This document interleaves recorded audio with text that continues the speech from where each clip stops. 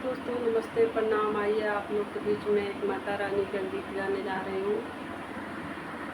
भादों के बरसे बदरिया हो, मके भीगे चुंदरिया। भादों के बरसे बदरिया हो, मके भीगे चुंदरिया।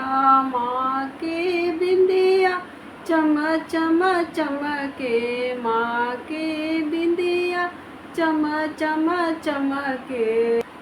जैसे गगन के बिजुरिया हो, मके भीगे चुनरिया।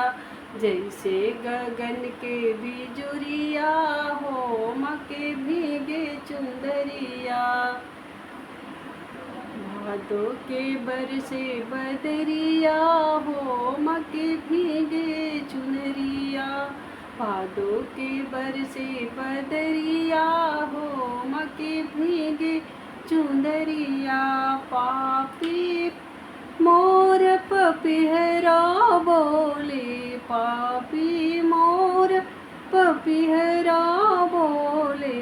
पापी मोर पपीहरा बोले, जैसे बोले कोयलिया, माँ के भीगे चुंदरिया। जैसे बोले कोयलिया, माँ के भीगे चुंदरिया।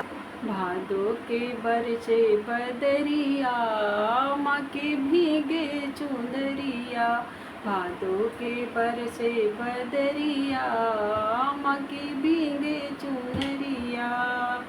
चंदा सूरज माँ के आरती उतारे, चंदा सूरज माँ के आरती उतारे।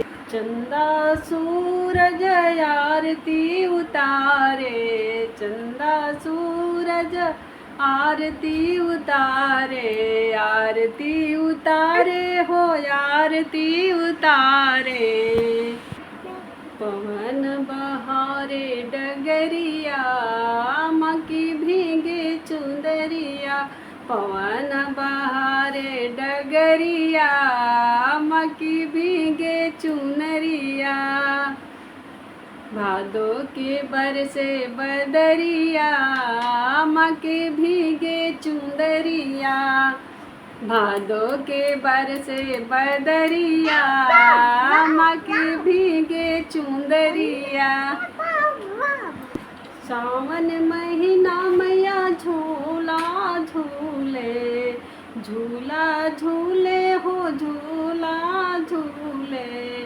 सावन महीना मैया झूला झूले, भक्तों के लागी कतरिया, माँ की भीगे चुनरिया।